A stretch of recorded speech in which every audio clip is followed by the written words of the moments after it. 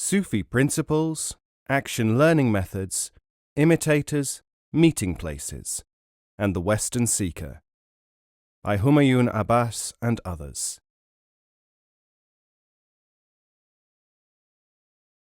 Trust, by Humayun Abbas. Trust is not something caused, it is something developed. That is to say, what is called trust when it is slowly taught to animals by men who tame them is not trust, but reliance. Real trust is different. Trust in God, too, is not taught to human beings by God. On the contrary, God gives men so many reasons to have lack of trust, calamities, uncertainties, loss of hope, that it could be said that God actually illustrates that trust in something or someone beneficial is not to be erected on happiness or good experiences alone. Similarly, the Sufi master does not pose as someone worthy of trust in the sense that clerics and others make sure that their externals and their behavior inspire the trust which is reliance. Such trust as the latter kind is only to be regarded as worthwhile if it has been tested. For this reason the Sufis have asked, how many friends would you have if you went from one to another asking them to conceal a dead body? Trust is something which the Sufi postulant must find from within himself, in spite of what the superficialities seem to indicate. This is one reason that Sufi masters have even made themselves appear ridiculous or untrustworthy to intending disciples. No less a person than Sheikh Shibli said, when approached by someone who wanted to be accepted as a student, "Repeat, there is no God but God, and Shibli is his prophet." This in order to test whether his submission was servile or otherwise. One of the commonest manifestations of lack of trust in a teacher, constantly emphasized by Sufi masters, is when the disciple expects attention and instructions when he has not done what he should do as a precondition of these things.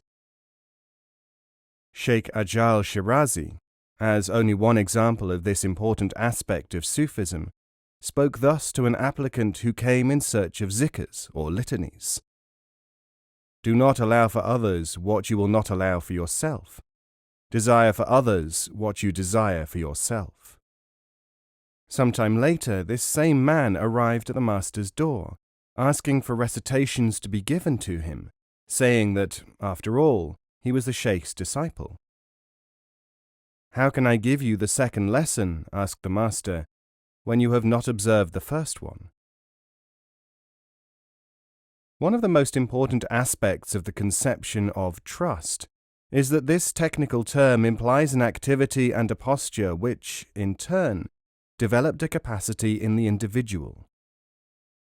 Monks and others, including spiritual recluses, have spent whole lifetimes obsessed by the conception of trust, and thus been unable to pass to a further stage. In the teachings quoted by Hujwiri, Kashf al-Majub, this problem is illustrated by the account of Hallaj instructing the eminent Ibrahim Khawas. When Hallaj went to Kufa, he was visited by Khawas. Hallaj asked Khawas, "O Ibrahim, what have you obtained from your 2 decades of study of the Sufis?" Khawas said, "I have concentrated upon the doctrine of trust." Hallaj said, "You have wasted time in cultivating the spiritual. Where is the annihilation in unification?" Hujwiri explains that trust signifies an attitude and a reliance. If a man spends his whole life in remedying his spiritual nature, he will need another life for remedying his material nature, and his life will be lost before he has found a trace or vestige of God. The story of Sheikh Shirazi, given above, also underlines another characteristic of trust which is emphasized by the Sufi masters. People who cannot trust are themselves not trustworthy, and therefore cannot be entrusted with important things.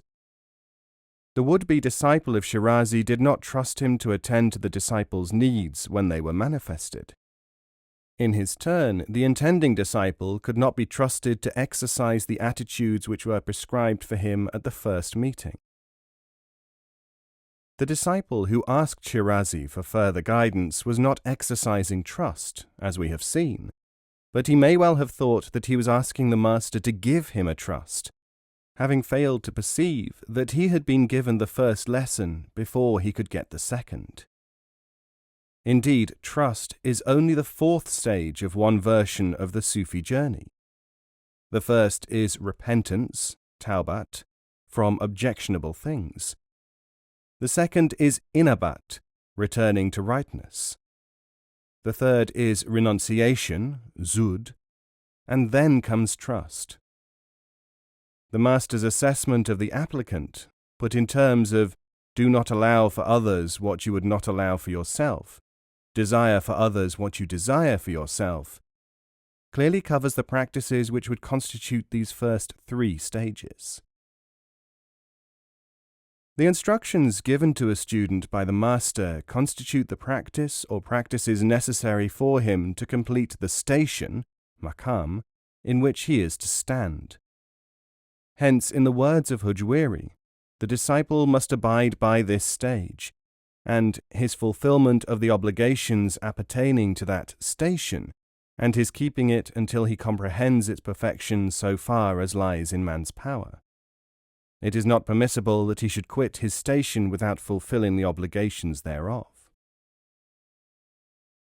Although the intending Sufi will have to trust his mentor sufficiently to accept his instructions as to the three stations which come before it, he will not be capable of real trust until he has completed the fourth. Nevertheless, there is sufficient capacity in students to exercise this limited trustworthiness. Trust itself, as Al-Ghazali has defined it, is made up of knowledge, state, and work, called in Sufi technical terms ilm, hal, and amal. These three things constitute the attunement of the learner to that which has to be learnt. When a Sufi master is coaching disciples, whether by words, signs, or actions, he is preparing them to apply the attitude which is composed of these. The coaching of disciples, to wean them from appearances, automatism, and reliance upon literalism, has a very long history among the Sufis, and may be regarded as a central requirement. Indeed, the ordinary person's certainty that seeing is believing has to be replaced for the Sufi by a greater flexibility of understanding before extra dimensions of the mind may be opened up. Sir Richard Burton tells the story of the great Sufi master Bayazid and the courtesan. Bayazid's disciples revered him so much at the expense of what he was teaching that he decided that this conditioning would have to be broken. Men, as the Sufi saying has it, should not be respected at the expense of what they represent. One day Bayazid was surrounded by a group of admiring followers who were wedded to the belief that piety was inseparable from appearance. Bayazid sent a message to a woman of ill fame to bring him some of his clothes which he had left with her, and to send an account of the money which he owed her. Similarly, Shamsuddin of Tabriz, teacher of Rumi, once asked a disciple, as a test, to lend him his wife. This necessary technique has caused imitators to claim that they are Sufi masters, and encourage such people to deceive and defraud others. But the argument, put forward in some circles, that the practice should not therefore be allowed is not valid, for at least two reasons. The first is that, over the centuries, the ill effects of pretended Sufis have not been shown to cause intolerable havoc, any more than the impostures of other miscreants. The second is that to invoke this principle is, in the words of a modern master, like forbidding free speech because villains might misuse it. An examination of the words and deeds of such Sufi masters as we have noted above, as well as the time spent among the Sufis of the present day, abundantly show that 1. Trust is not civility. People tend to misunderstand trust. 2. Trust is needed before lessons can be learnt. 3. The kind of trust which is needed is stimulated by the master. 4. The master may stimulate this by words or action or writings. 5. Before this stage there are other stages, similarly stimulated. 5. Many people imagine that they seek knowledge, when in reality they only seek attention or something else which they have in the back of their minds. 7. The Sufi, knowing his would-be disciple, gives him or her instructions which both prepare him or her and also enable him or her and others to see whether the process is working, firstly by helping to reveal the true nature of the student's attitudes. And 8. The learner comes to appreciate that the Sufi is rejecting certain kinds of approach and encouraging others, in order to help to bring the disciple's spiritual, not selfish, nature to bear on the problem of progress. In the words of Rumi, the master will not allow the disciple's self-conceit to operate so that he is left on the teacher's hands like government soap. It is because he can appear to touch defilement and yet not be defiled, Anwari, that the master Sufi can afford to behave in a way which society does not readily allow to others. Nothing, said Abu Turab al-Naqshbandi, can defile the Sufi, and he in fact purifies everything. Among the modern exponents of the way who have made the first stages possible through speech and publishing is the Afghan adept Idries Shah, whose works are appreciated in the East and West. In the past, such writers as Ghazali, 10th and 11th centuries, or Hujwiri, 11th century, and Rumi, 13th century, used the method of tales, arguments, and discourses to provide the preliminary steps for the learner, to enable him to approach the stage of dervish, one who is on the path. Later Sufis, while continuing this process, have often allowed private visits, attendance at lectures, and personal instruction to help carry the study further. The great expansion of printing and reading in the past few centuries, which have made possible a wide distribution of the earlier classics, have not completely succeeded in teaching postulants that they should prepare themselves for what the teacher in the flesh can convey by a careful study of his written work. It is still therefore very common for people to behave in the same way as the would-be disciple of the Master Shirazi, seeking the second lesson before absorbing the first. One of the means adopted to stratify the steps for admission and progress in a graduated succession were the Sufist Orders, which came into being in the Middle Ages.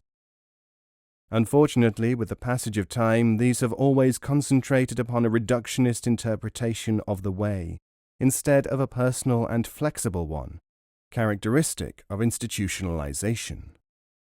The demise of the orders as effective learning channels, however, has not abolished the teaching function, but only transferred it from the orders back to the traditional masters.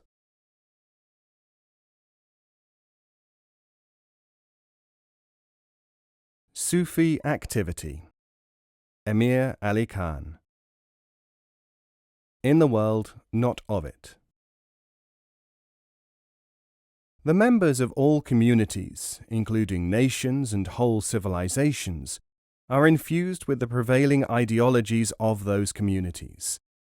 These, in turn, create attitudes of mind which include certain capacities and, equally positively, exclude others.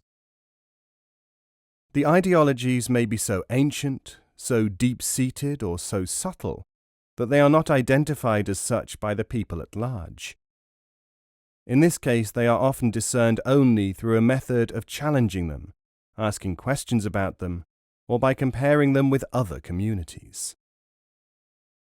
Such challenge, description, or questioning, often the questioning of assumptions, is what frequently enables a culture or a number of people from that culture to think in ways that have been closed to most of their fellows.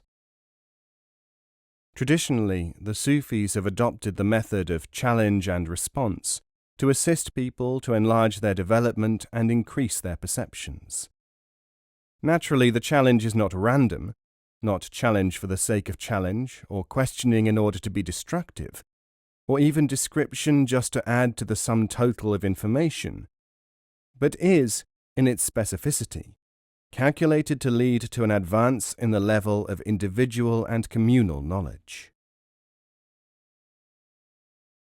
Burn that bar. Depth and character of Sufi potential. Just as the mere adoption of Sufi externals does not help in any higher development, so is the only way to this development through the actual experiencing of sensations which do not resemble any others in ordinary human experience. The Sufic current, it may be added, cannot be mixed with any other.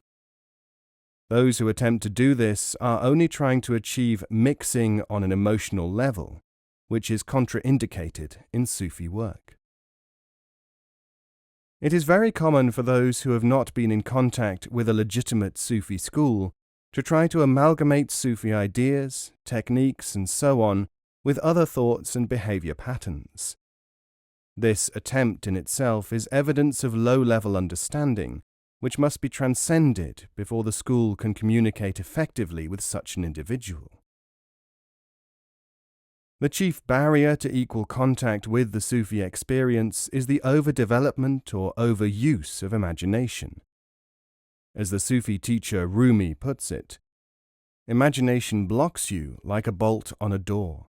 Burn that bar. The next obstacle in the harmonization of the Sufis with those who would participate in their experience lies in the chaotic situation which exists in all societies, when the prevailing ideology, whether scholastic, religious, or other, has removed the distinction between the three main kinds of knowledge, general, specialized, and perceptive, as applied to human development. It is always a sign of a legitimate Sufi school when it attempts to restore these levels in study, just as it is a sign of a deteriorated tradition when the levels are not fully recognized by a community. The three kinds of knowledge. One of the most specific statements of these three levels was made by Al-Ghazali. Everyone, he taught, is, in reality, in one of three categories in respect to knowledge. First, he is a sharer in the general stock of knowledge and what is called knowledge by the community in which he lives, the larger social world of his family, tribe, nation, civilization.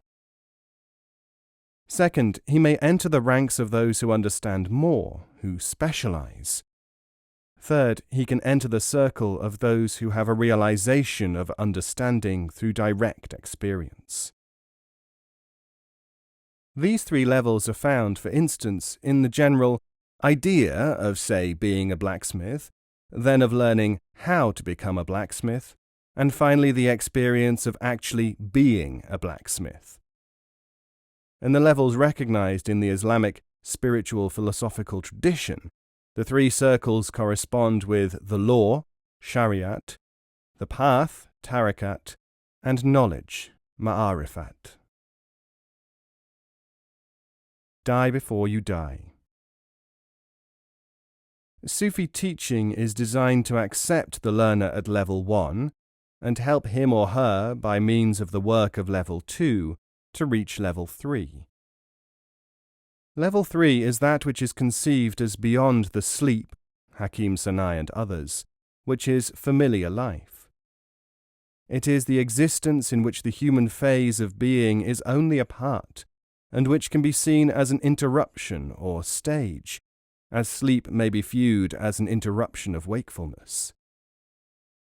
Hence the slogan, "Die before you die," which means that stage 3 is the experiencing, before the end of ordinary human life, of the perennial existence which follows physical death.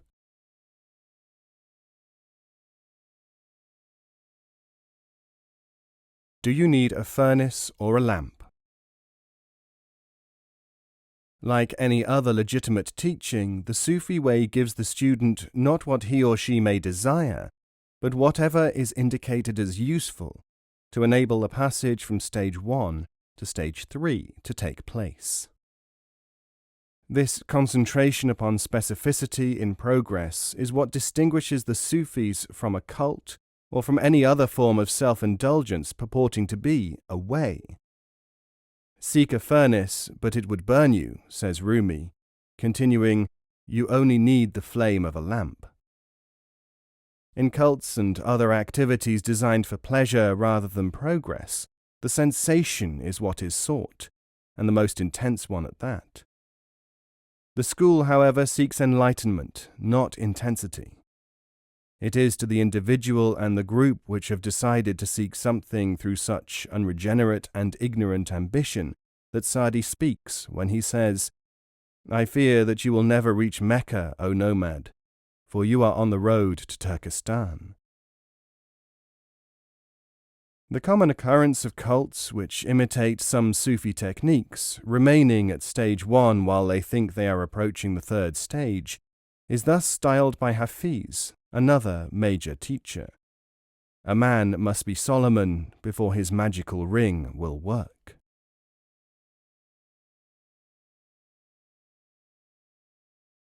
Organization. The Sufi method of organization has a discernible pattern insofar as studies are concerned. This is as follows. The Sufi teacher presides over his own circle, the halqa. Next comes the group, the taifa. This is presided over by the deputy. Finally comes the individual membership, in which single individuals are linked to the teaching through the office, daira. The totality of the membership is the tariqa, the path, school, often inaccurately called, in imitation of Western organizations, the order. The important point to remember in relation to the different forms of membership is that they are all considered to be equally important. In degenerate and imitation schools, comprising people who do not understand the workings of a school, it is considered better to belong to the master's circle than to be a mere individual member. Such imaginings are borrowed from the first-level area of primitive human organization and have no place in a school. The teacher, or the society, Jamiyat, authorized by him, attaches students and other members in accordance with an expert assessment to one or other forms of relationship, individual, circle, group, which may be varied from time to time to provide the necessary learning impulses. Since incomers generally have only the standards of stage 1 as their opinion-forming instrument, it is common for some of them to demand to enter groups or circles, or to be individual members, or not to be such. People who adopt such an attitude are taken as valuing their assumptions above the expertise of the society, and are generally discarded by the organization which, in Sufi terminology, does not feel itself competent to deal with them. Terminology. In a Sufi school, the only Sufis are the realized end products. The Sufi, according to classical and legitimate definition, is the illuminate. To call oneself a Sufi, therefore, is incorrect. People who do so are not Sufis. People who do not may or may not be Sufis. Members, if they are part of self-organized groups or self-styled seekers, are known as dervishes, the poor, and sometimes form themselves into study groups or reading circles pending acceptance by a regular school. In some cases, such bodies of students fail to obtain recognition, and their amateur schools may continue to exist even for centuries, being, in reality, cults or amusement bodies, though undetected as such in the community at large, which is generally only aware of Level 1 activity. Such organizations are even considered to be Sufi bodies, and scholars and others regularly study them in the mistaken belief that they constitute a part of the Sufi phenomenon. These groupings are usually identifiable because of their love of emotive names for themselves, for their dramatic ideas about truth or enlightenment, their attachment to symbols and other externals, and their excitable membership. In all these respects, they tend to be the opposite of the measured and effective Sufi group. A dervish group or individual, however, can possibly be attached usefully to a school, but generally such wide-ranging organization is needed as to upset the pleasures of the members, and hence the likelihood of such a development is not strong. Rumi is direct in saying of them, "Let us leave such donkeys to their pastures."